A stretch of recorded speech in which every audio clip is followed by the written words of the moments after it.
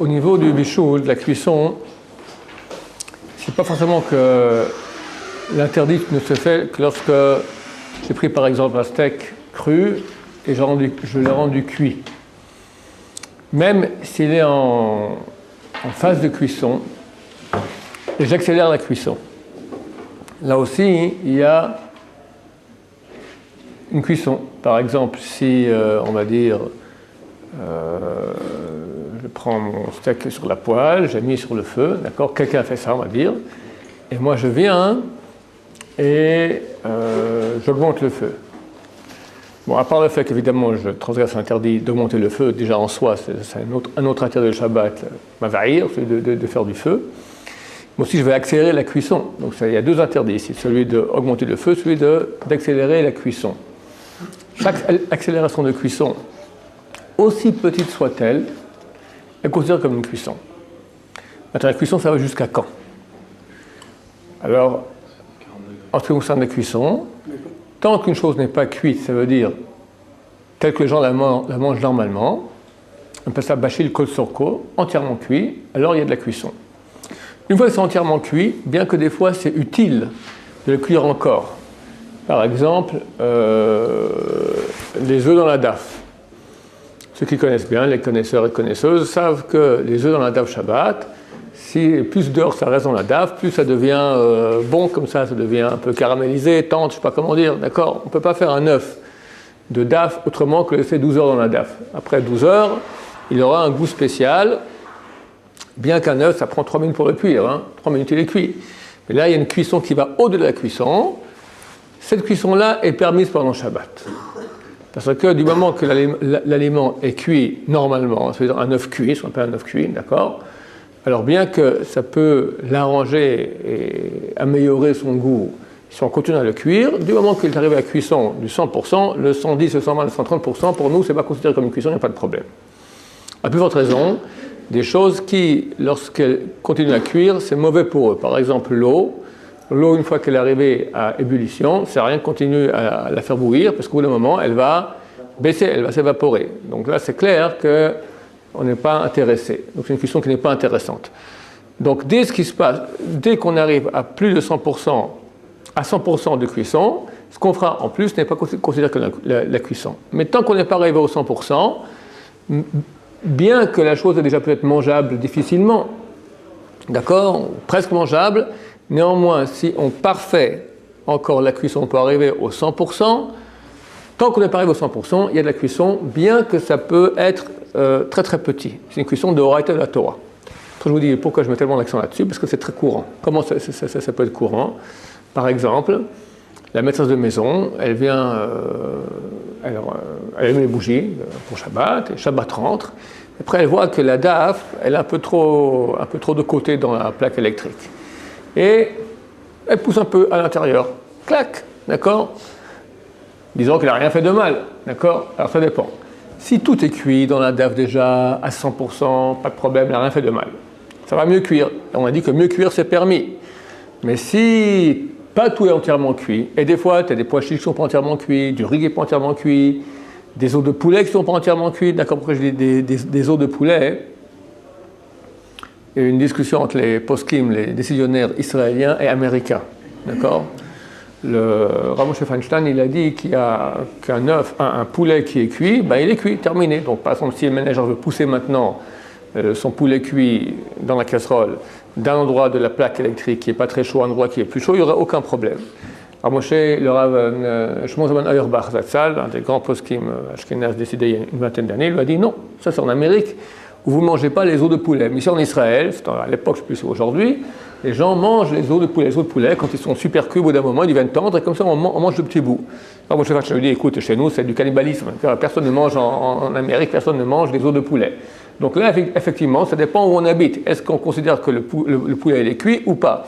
En Amérique, oui. En Israël, non. Donc, si par exemple on est en Israël et qu'il y a une coutume, les gens encore, je ne sais pas ce qui se passe aujourd'hui, si les gens ils mangent, toi tu fais oui comme ça, ouais ça se mange, ok, le poulet ça se mange, donc les os de poulet comme ça, les OS. Hein, oui. Alors, il y aura un problème à pousser la casserole plus à l'intérieur de la plaque électrique parce qu'on va accélérer la cuisson. Idem, si par exemple on veut se servir de ce qu'il y a dans la casserole. Qu'est-ce qui se passe? Chaque fois qu'on va mettre moins d'aliments pour la même source de chaleur, alors il y a une cuisson. N'est-ce pas? Si je prends maintenant 1 litre de nourriture, pour, on va dire, je ne sais pas moi, ça définit en joules, on va dire, en joules d'énergie. D'accord? Si je prends maintenant 10 joules pour 1 litre, il y aura une cuisson qui va se faire à un certain rythme. Si maintenant je vais mettre un demi-litre, et bien vu qu'il y a la même énergie de chaleur, les 10 joules, ce demi-litre il va cuire plus rapidement. Et vu que l'on dit que même pour une cuisson minime, il y a déjà l'interdit de la Torah, donc si j'ai 1 litre et je prends une petite cuillerée comme ça, hop, que je mets dans ma bouche, ben déjà il y a moins de nourriture pour la même quantité d'énergie, donc il y a cuisson. Donc, on ne pourra pas se servir de ce qu'il y a dans la casserole tant que ce ne sera pas entièrement cuit. Par exemple, le danger est présent lorsque, au niveau de l'eau, j'ai un thé chaud, je l'ai fait bouillir, je veux le remettre à chauffer. Si j'ai des bulles, ça commence à me... Ouais, ça c'est encore plus compliqué. On va aller en simple, après on va aller en plus compliqué. En simple, c'est comme ça. L'eau, on considère qu'elle est 100% cuite quand elle est en état d'ébullition. Ébullition, c'est-à-dire qu'il y a des bulles. D'accord? En parenthèse, ça dépend de l'altitude où on se trouve. Si on est au bord de la mer à 0, c'est à 100 degrés, et quand on commence à monter, ça baisse. Hein. En Suisse, à 3000 mètres, qui fait un verbier, va faire un Shabbat à verbier, d'accord? Alors déjà à 92 centigrades, alors il y aura déjà de l'eau bouillante. Bon, ça ne change rien du tout pour nous, il faut qu'il y ait de l'eau ébullition, donc qu'il y ait des bulles. Maintenant, c'est très courant que, par exemple, les Shabbats d'hiver qui rentrent tôt, la ménagère rentre du travail tard, elle se douche très vite, elle fait les machins, tac, tac, elle met l'eau à bouillir, et quand elle a mis les bougies, c'est déjà très tard, l'eau est arrivée à 90 degrés. C'est bouillant. On n'est pas à Verbier, on est à Paris, et là il nous faut un 98, il nous faut un 100 degrés, d'accord? L'eau n'a pas bouilli avec des bulles. Elle arrête l'ébullition, elle met sur Shabbat. Shabbat, ça reste à température, comment tu dis, constante. Mais tu ne peux pas amener à ébullition. Il est clair que cette température constante, s'il y aura moins d'eau dans le kumkum, cette température, cette énergie va donner plus de chaleur au reste d'eau que s'il y a beaucoup d'eau. S'il y a beaucoup d'eau, on a une température, on va dire, ça reste à 92. Si maintenant je baisse, tout en bas, ça arrive à 93. Donc il y a déjà, pour la même énergie, il y aura une cuisson supplémentaire. Donc chaque fois que quelqu'un pendant Shabbat, innocemment vient et se sert un peu d'eau, il fait de la cuisson, et c'est un problème. Donc il est absolument impératif que l'eau est bouillie avant Shabbat. Sinon on ne peut pas s'en servir. Tout simplement, on ne peut pas s'en servir. Si j'ai mon kumkum et j'ai mon kumkum de la semaine, je fais bouillir de l'eau, je verse, je fais bouillir de l'eau, je verse, je fais bouillir jusqu'à temps de le remplir, ça va. J'ai pas de problème. Ça va. Par contre, si je les fais bouillir et je rajoute de l'eau froide, il va falloir que je fasse attention que ça reste à 100 degrés. Que l'eau froide est arrivée à ébullition. Donc si je mets 2 kumkum d'eau brûlante qui a bouilli et 1 d'eau froide, si j'ai pas le temps, ça marche pas. Ça marche pas. Donc je répète pour que les gens entendent bien. Si on fait un mélange d'eau bouillie avec de l'eau froide, ça ne va pas, parce que l'eau froide qui est dedans n'est pas arrivée à ébullition, donc ce n'est pas valable. Il faut faire absolument attention que toute l'eau qui est dans le kumkum a bouilli. On verra ultérieurement, parce que ça va être trop compliqué maintenant, qu'une fois qu'elle a bouilli, il ne faut aussi pas qu'elle redescende à moins de 70 degrés. De toute façon, on considère maintenant qu'elle perd son statut d'eau cuite. D'accord? On verra ça plus tard, ça ne veut pas trop compliquer maintenant. En tout cas, je suis en train d'expliquer maintenant qu'une petite augmentation de cuisson, dans tous les cas, est considérée comme une cuisson à tout égard. Encore un cas courant, la ménagère qui est très inquiète, c'est son Shabbat Ratan, il y a 40 invités, et le clou du Shabbat, c'est la DAF, n'est-ce pas? Il faut bien que tout soit en place, qu'il y ait que tout se cuise, que tout doit cuire bien, qu'il n'y ait pas assez d'eau. S'il n'y a pas assez d'eau, ça ne va pas, s'il y a trop d'eau, ça ne va pas non plus. Donc heureusement que sur sa plata, elle a des endroits différents où elle peut jouer. Bon, elle joue, alors qu'est-ce qu'elle vient? Elle vient maintenant, elle ouvre le couvercle là, pour regarder que tout va bien. Bon, tout va très bien. Mais ce n'est pas encore entièrement cuit. Est-ce qu'elle a le droit d'ouvrir? Ça va s'évaporer. Non, elle a le droit d'ouvrir, ça va. Parce que quand tu ouvres, tu ne fais pas une cuisson, tu fais une décuisson. D'accord. Je peux maintenant arranger la cuisson, je peux arranger la cuisson, que ça cuise mieux, que ça soit meilleur, en faisant qu'il y ait moins de chaleur. Le problème de cuire, c'est que quand j'augmente la chaleur. Le problème, il est quand on recouvre la casserole. Parce que, comme je dis, enlever, donc je baisse la quantité de chaleur pour la même quantité de nourriture, mais quand je recouvre, alors qu'est-ce que je fais maintenant? De nouveau, pour la même quantité de chaleur, vu que c'est couvert, ça va mieux chauffer. Donc, de nouveau, si tout dans la casserole est déjà 100% cuit, aucun problème. Mais si une chose n'est pas complètement cuite, le riz, les pois chiches, les lentilles, je ne sais pas quoi, les choses qui ça leur prend du temps d'être cuites, elles ne sont pas entièrement cuites, là, on ne pourra pas remettre le couvercle parce qu'on augmente la cuisson. Attention à cela. C'est ça qu'on cuisine le jeudi soir en général, ces choses-là. C'est pour ça qu'il est bien qu'avant qu'on mette les plats sur la plata, ils soient entièrement cuits et ils soient bouillants.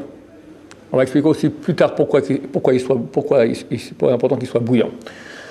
Pour arriver à cela, on va commencer par une autre notion qui s'appelle la notion de bishul achar bishul, cuisson après cuisson.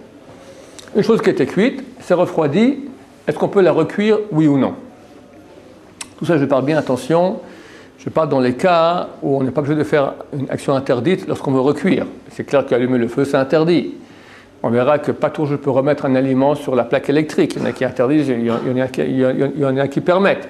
On va dire par exemple, j'ai une boulette de viande qui a été cuite jeudi, et pendant Shabbat, je veux la sortir et la mettre sur le kumkum. Sur le kumkum, tout le monde est d'accord qu'il n'y a aucun problème de placer une chose, il y a un certain interdit qu'on va étudier ultérieurement, de placer une chose cuite à un endroit où ça ressemble à de la cuisson. Il y en a qui veulent interdire comme cela de mettre une chose sur la plaque électrique. C'est comme si tu cuis, c'est comme si tu cuis pendant Shabbat. Tu cuis rien vu que la chose est déjà cuite. C'est un comme si. Il ne faut pas que les gens qui me regardent à l'extérieur, ils croient que je suis en train de cuire. On va dire autrement, je vais t'expliquer ça en 2 mots. Il y a un feu, le gaz allumé. D'accord? Maintenant, moi, ce que je peux prendre Shabbat, je prends maintenant ma boulette de viande qui est cuite dans le frigo. Je prends une poêle, je pose sur la poêle. Au niveau de la cuisson de la boulette, il n'y a aucun problème. Parce qu'on a, ce que je vais commencer à expliquer maintenant, une loi qui appelle cela bishul achar bishul. C'est quoi bishul achar bishul? Il n'y a pas de cuisson après cuisson. Une boulette de viande qui est entièrement cuite, elle est refroidie, elle reste cuite. Il y a une différence entre de la viande crue, froide, et de la viande cuite, froide. Okay? Donc, vu que cette viande elle est cuite, bien qu'elle soit froide, il n'y a pas de problème à la cuire de nouveau. Il y a un autre problème, ça s'appelle ça mirzi kmevachel. Mirzi, ça semble, les gens voient comme si, c'est un comme si. Ils voient que le Rav Shaya, pendant Shabbat, il y a le feu qui est allumé, il prend sa poêle, il sort une boulette, il met comme ça, il est en train de cuire Shabbat.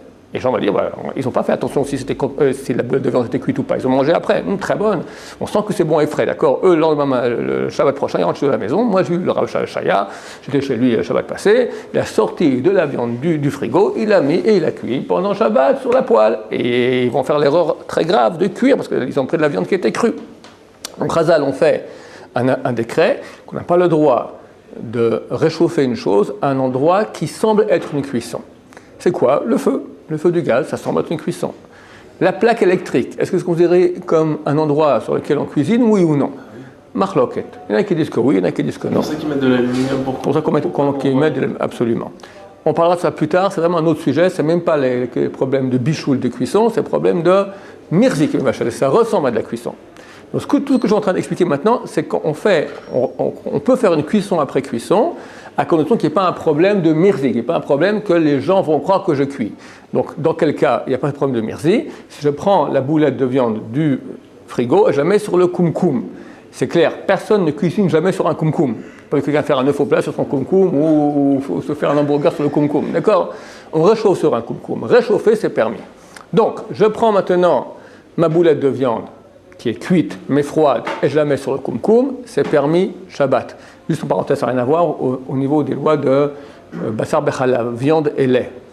Si le couvercle de kumkum, il n'a pas de petits trous, et si je mets ma boulette de viande sur une assiette, le kumkum ne devient pas bassari. Si je mets la boulette de viande directement sur le kumkum, il devient bassari. Si je mets sur une assiette, s'il y a des trous dans le kumkum, la vapeur fait qu'il y a un contact. La vapeur, c'est une chose qui fait cuisson, d'accord? Et bien que j'ai mis la boulette sur une assiette, vu qu'il y a de la vapeur, ça rend tout comme si c'était une seule même cuisson, et le goût de viande, il rentre dans le kumkum. Donc, ça devient interdit. Le seul, c'est pas interdit, ça devient, le kumkum devient bassari. D'accord? Il n'y a pas beaucoup de nafkamina, c'est-à-dire de conséquences pratiques de cela, qu'on ne peut pas cuire dedans après du lait. Bon, c'est rare qu'on cuise du lait dans un kumkum. Mais sachez simplement, ou pour Hametz par exemple, ça c'est oui important. Les gens, ils ont un kumkum Shabbat, maintenant vient Pessah.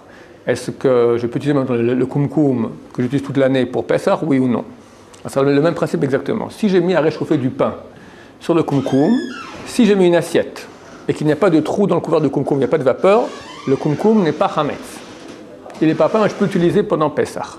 Si je mets le pain directement sur le kumkum, ou même je ne mets pas directement sur le kumkum, il y a une assiette, mais il y a des trous par lesquels la vapeur sort, alors le kumkum devient Hametz. Je vais faire une parenthèse, ça c'est les lois de Kashrut. On revient maintenant à Shabbat.